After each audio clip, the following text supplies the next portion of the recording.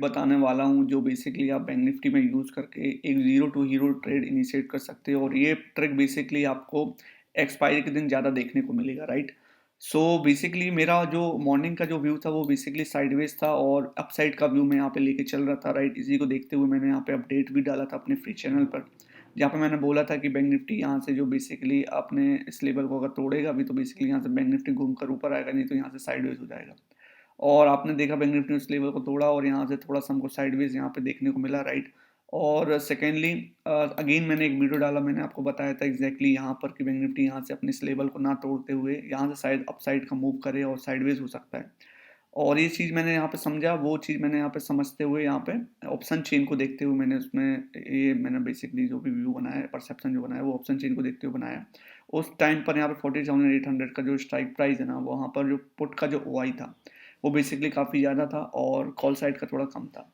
तो ये basically option chain में जो पुट साइड है और कॉल साइड, इसको सेलर के हिसाब से आप देखा करिएगा, राइट। अगर कॉल साइड में ज़्यादा ओआई आपको देखने को मिल रहा है तो मतलब कि बैंक निफ्टी जो है बेसिकली नीचे आने को चाह रहा है। अगर पुट साइड में आपको ज़्यादा ओआई देखने को मिल रहा है मतलब इसका कि बैंक निफ्टी जो है अपने अप साइड का मूव जो है वो बेसिकली वो करेगा।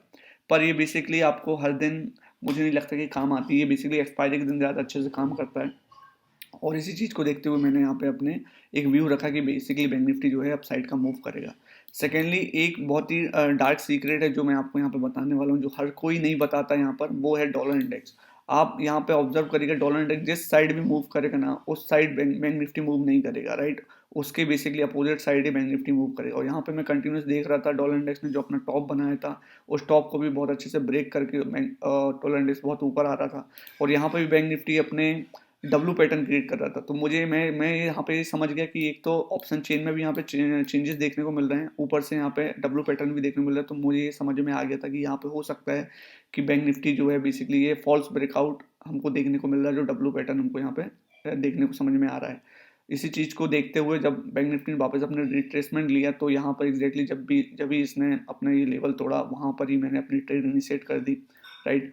और सेकेंडली जैसे ट्रेड इनिशिएट करी तो मुझे एक कैंडल में ही बेसिकली मेरा जो नेक्स्ट कैंडल उसमें ही मेरा बेसिकली टारगेट हिट हो गया था। मैंने 90 पॉइंट्स का यहाँ पर टारगेट भी लगा के रखा था, जो कि अराउंड मेरा 4 टाइम्स था, राइट, मेरा जो भी प्रीमियम था। और मेरा बेसिकली एसएल पूरा था। एसएल मेरे को ज़्यादातर बेसिकली 20 रुपीज़ ही देने पड़ते, अराउंड मुझे 4000 रुपीज़ का यहाँ पे लॉस होता। पर आपने देखा कैसे 20 रुपीज़ का जो प्रीमियम था वो 200 रुपीज़ तक गया था, राइट। तो अगर मैं यहाँ पे होल्ड कर लेता तो बेसिकली मुझे 200 रुपीज़ भी मिलते। तो यहाँ पे समझने की बात ये है कि कभी भी आप मार्केट का बॉटम फाइंड नहीं कर सकते, कभी भी आप मार्केट का टॉप फाइंड नहीं कर सकते। आपको अपने एसएल, आपको अपने टारगेट के हिसाब से यहाँ पे व्यू रखना पड़ेगा। उसी चीज़ को देखते हुए मैंने अपना टारगेट यहाँ पे ले लिया, राइट। उसके बाद मैंने कोई भी यहाँ पे ट्रेड नहीं की। यहाँ पे ओवर ट्रेड करता तो हो सकता था बेसिकली मुझे लॉस भी हो जाता। शायद मैं ये सोचता कि हाँ बैंक निफ्टी ने अब इतना डाउनफॉल मूव कर दिया, अब यहाँ शायद बैंक निफ्टी ऊपर आ जाएगा, राइट। पर वैसे नहीं हुआ, बैंक निफ्टी ने और नीचे किया तो मुझे बेसिकली जितना मैंने कमाया था वो भी चले जाएगा। तो एक बार अगर आपका टारगेट हिट हो जाता तो आई थिंक दोबारा हमको ट्रेड इनिशिएट नहीं करनी चाहिए, क्योंकि बहुत बार मैंने ऐसा देखा है कि जब इनिशियल डेज थे मेरे तो बेसिकली मैं प्रॉफिट कर लेता था, उसके बाद मैं बेसिकली सारा प्रॉफिट गंवाने के बाद अपना एसएल भी हिट कराता था और मुझे लॉस में निकलता था उस दिन। तो अगर आपका टारगेट हिट हो जाता है या बेसिकली एसएल हिट होता है तो बेसिकली आप उसको कवर करने का या ज़्यादा प्रॉफिट अर्न करने का मत सोचिएगा। आपका जो भी बेसिकली एक बार आपने अपना माइंड सेट किया वो बेसिकली उस पर आप रहिए, तो आई थिंक आप काफ़ी अच्छे यहाँ पर ट्रेडर बन सकते हो, राइट। तो ये आज बताने का मेरा मोटिव है। और ये चीज़ जो मैंने आपको बताया एक सीक्रेट है, ये बेसिकली आप एक्सपायरी के दिन इसको देखिएगा, ये काफ़ी काम आती है, राइट।